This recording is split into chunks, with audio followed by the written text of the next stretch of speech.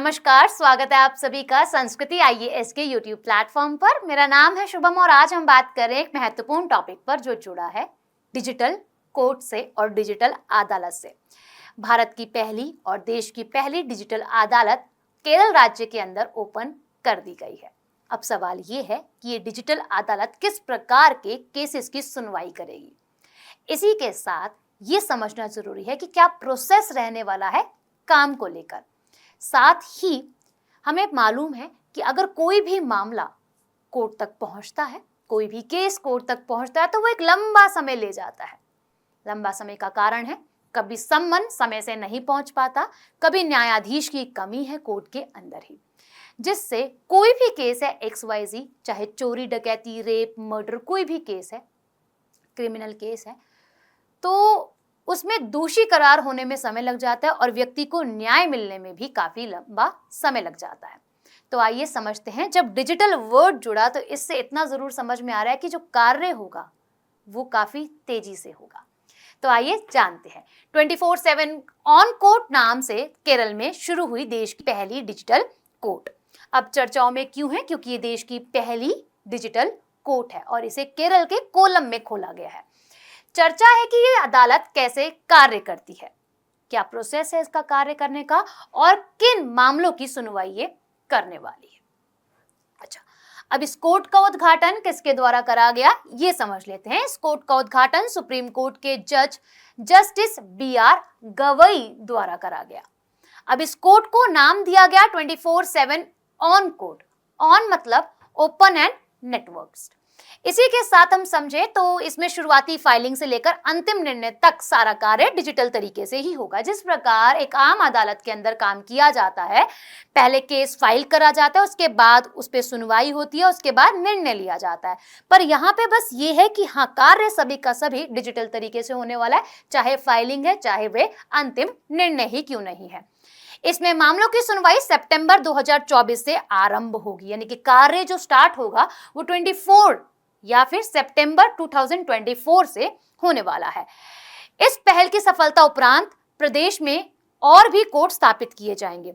अगर ये सक्सेसफुल रहता है, ऑब्वियस सी बात है रहेगा, क्योंकि डिजिटल तरीके से व्यक्ति को कार्य देखने के लिए मिलेगा और न्याय भी जल्दी मिलेगा। तो इसी के उपरांत प्रदेश में और देश के अंदर और भी ऐसे कोर्ट्स को ओपन करा जाएगा। अच्छा, अब समझ लेते हैं 24/7 या फिर 24/7 ऑन कोर्ट और इसके कार्य को। तो इसमें कई प्रकार की सुविधाएं प्रदान करी जाएंगी, तो इसीलिए इसे डिजाइन भी किया गया। कई प्रकार की सुविधाएं कहने का मतलब जो वकील है, लॉयर है, जो जज है, इवन जो पक्ष है, दो पक्ष हमें हमेशा देखने के लिए मिलते हैं, उन तक चीजें आसानी से पहुंच पाएंगी।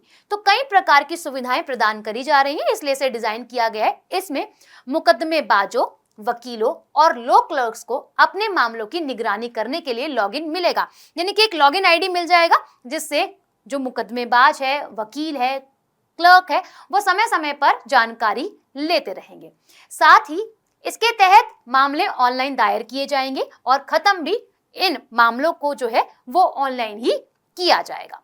अच्छा, साथ में से समझ लेते हैं कि न्यायालय में मामलों को सूचीबद्ध करने के लिए एक शेड्यूलिंग सिस्टम का उपयोग किया जाएगा। हालांकि आज भी शेड्यूलिंग सिस्टम का उपयोग किया जाता है, पर हाँ, वो ऑफलाइन है ना, कहीं ना कहीं कमी हो जाती है। बट अगर डिजिटल तरीके से हो जाएगा शेड्यूलिंग तो काफी सारी चीजें आसान हो जाएंगी। ई पोस्ट के साथ पूर्ण एकीकरण होगा और सम्मन और वारंट के लिए एक एकीकृत कोर पुलिसिंग सिस्टम को भी लाया जाएगा, जिसे ICOPS के नाम से जाना जा रहा है। केस की प्रगति के लिए जानकारी के साथ जज के लिए डैशबोर्ड भी तैयार किया जाएगा, यानी कि यहाँ जज को भी अपडेट रहेगा कि केस जो है, मामला जो है वो कहां तक पहुंचा, वाया डैशबोर्ड। डैशबोर्ड की मदद से वह सारी जानकारी ही प्राप्त कर लेगा। अच्छा, अब समझ लेते हैं कि डिजिटल कोर्ट किस उद्देश्य से डिजाइन की गई थी, इसका क्या एम था, फोकस क्या था, किस मामलों को लेकर क्यों इसे डिजाइन किया गया है। तो न्यायिक व्यवस्था में गहरी जड़ जमा चुकी समस्याओं का समाधान होगा। जैसे कि हम सभी समझते हैं, जो समस्याएं स्टार्टिंग से चलती हुई आ रही है, पुरानी समस्याएं, उसका हल हो ही नहीं रहा है, तो उन समस्याओं का हल होगा। जैसे कि मामलों की अधिक संख्या होना, कोर्ट में इतने सारे मामले पहुंच गए हैं कि नंबर आ ही नहीं पा रहा है अपना, तो इसका हल किया जाएगा। पर्याप्त न्यायाधीश ना होना, यहाँ पर न्यायाधीश की कमी है, जिस वजह से केस जो है वो लंबा पहुंच रहा है। लंबा इन सेंस पहले तो सुनवाई नहीं हो रही, और सुनवाई हो रही है तो वो लंबी खिंच रही है। फिर समझ लेते हैं पक्षों तक समय पर सम्मन ना पहुंचना, यहाँ सम्मन नहीं पहुंच पा रहा है। मामलों को सूचीबद्ध करने में बाधाएं आना, उसको सॉल्व करना है। इसी के साथ इसी के तहत उक्त समस्याओं का समाधान आईटी सिस्टम के माध्यम से करना है।